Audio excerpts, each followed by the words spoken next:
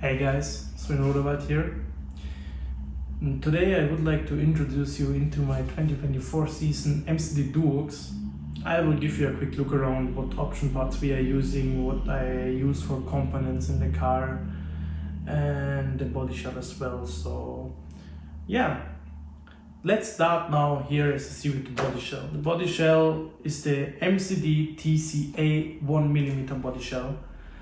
It's painted by Dario Vesely, and yeah, we are using this body shell because we have a very aggressive front part here, where we gain some steering or a lot of steering, but with the smooth line on the rear we gain also some good initial grip or balanced grip, let's say like this. So we have a good balance between steering and initial grip. Yeah, so we have also different body shells in the program, like the TCB or TCN, but we are always using the TCA body shell in the 1mm configuration. So now I will give you a look under my body shell on the car.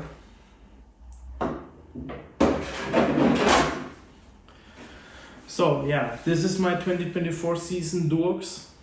As you know, I'm using my JPF engine with the K1 flywheel, who give me all the power what I need, with the Samba pipe and with my Power HD servos. On the steering I'm using the Power HD GTS 7 servo. On throttle and brake we are using the GTS 6. For us it was a big step with the servos because we was trying many different brands of servos, but now with the GTS line we are super comfortable, super happy with the servos, no problems, no issues, nothing. So this is a very good tip from me to you. If you searching for some new servos, go for the Power HD GTS series servo. Yeah, so let's start now with the option parts what we had in the car.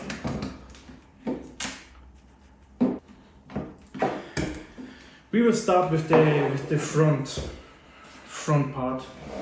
So we will start with the shock here. We are using the long absorber shock joint, who is mounted directly on the wishbone. Why we are using this? I will explain you on a track situation. We went to Lostalo for a couple of years with the standard mounted shock here with the spacer. And all the time when we go over the curb or touch the curb, the car went very aggressive over the curb, you know. And this was actually for me very hard to manage. But then we got the first prototype parts for the long absorber joint here. And we installed it, drive it, and it was like a new car. If we touched the curb, the car was like, yeah, okay, no problem, touch the curb. Okay, give me the curb. It was very smooth to drive over the curb. We can go flat out over the curb. The cars just go flat out, you know. So this was a very good step while developing the car. This for sure I would install in every DUOX. So if you have a DUOX and you don't have this already here mounted, installed, do it. You will feel the big difference there. So then we have the front brackets with the dive. It's standard from the dealer. The car came with dive 2. We changed to dive 0.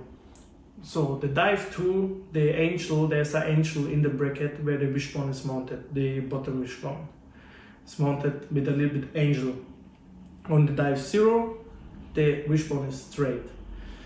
Therefore, if the wishbone is straight on the dive 0, you will have, while braking, more movement on the car on the front. With the dive 0, we was able to go even more aggressive into the corner. We have a later braking point. We can go faster into the corner and had a faster corner exit. So this was a very big step for us. If you want, you can drive by yourself. For us, it's a very good idea to drive with, and yeah, give it a try. About the anti-RollBar. The anti-RollBar, we are using the 3mm in the front and the 1.5mm in the rear. So We try also different combination of the anti-roll bars, what we had, like 2mm or 2.5, but every time we go back to the front with the 3mm, on the rear with the 1.5. We are just changing the position of the anti-roll bar, if it's flat, straight, or a little bit of an angle. This is the only thing what we change on the anti-roll bar. Then the next option part what we are using is here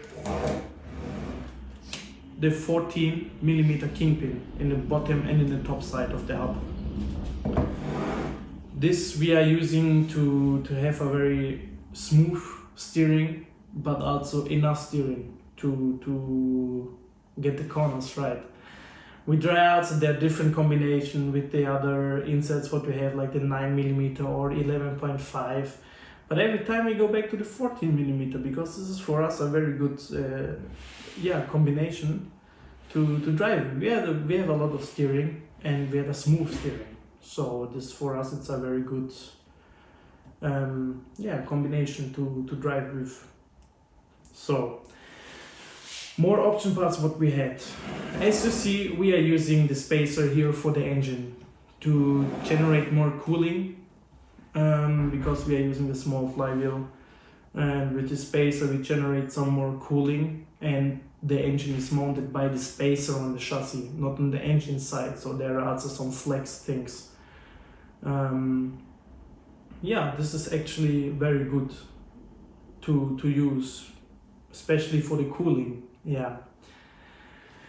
The next thing is what we are using. This is, let's say, new. We have the possibility to mount our rear shocks as well to the wishbone directly, as you see here. With this option we generate an easier rear. You know, if we are driving the rear with this position, it's very easy to drive. It's super comfortable. But sometimes we go also back to the standard mounting position if we need some more aggressive rear. The next thing is we have here the shock tower. This is a new shock tower, new with the 2 rows here. There you can adjust as well your roll center and anything else. As you see, the MCD differential, our hydro differential, is working quite good. Sometimes we are struggling, but every time we can manage. So we have there different oils what we can use for example the 32 oil. This is standard in the car, or the 46 or the 68 or 70 oil, HLP. So from track to track you need some different oil for the locking. This you need to try by yourself. About the shocks. These shocks are completely standard, out of the box. These shocks came like from your dealer when you buy a car. These are the same shocks, with the same spring, with the same piston inside, with the same oil. On the rear we have the 8-hole piston with the 1mm holes, with 1000 oil, and the silver spring with the orange marker. On the front we have the 6-hole piston with 1mm holes, with 1000 oil, and the black spring with the red marker. So this is completely standard. Now I want to tell you something about the option, one more option part what we using. This is about the rear bumper. So for us, the rear bumper save us many races already, because everybody know that there are some problems with if a car touch you on the rear, the body shell go into the tire, and then you have to go to the pit and losing some time, and we don't want to lose some time. Therefore we developed this rear bumper. The bumper is mounted here. There are 2 holes in the chassis to mount the bumper here. This saves your rear for crashes or something like this. I had one situation last year, last year in Bologna. One car on the start crashed completely on the rear in my car, but nothing happens because yeah, I use the bumper. So this protects your rear body shell, your rear complete side very, very well. So this is a very, very good option parts what we are releasing or released. It's already on the market since I think 1 year. So if you want to be safe on your semi-final, final qualification, take it, buy it, install it, and then you will not have any problems anymore for a body shell what's going on in the tire, you know. And yeah, actually we are these are the option parts that we are using. We are using same gear ratio like standard. Okay, we are not using the fuel tank ring here in the outside of the fuel tank, but these are some flex things. This is a different topic. Okay, what we are using, of course, we are using some more weights. As you see here, this weight normally we're using here, but in Bologna we try to manage some more steering, so we put this back here. But in this position where the weights are now, this is normally our standard positions what we are using. Okay, this one we put here, but that's all. So in this position we are using most of the time the weights. And important to know, here we have two weights mounted under my Samba titanium pipe. As you hear, titanium, it's very lightweight.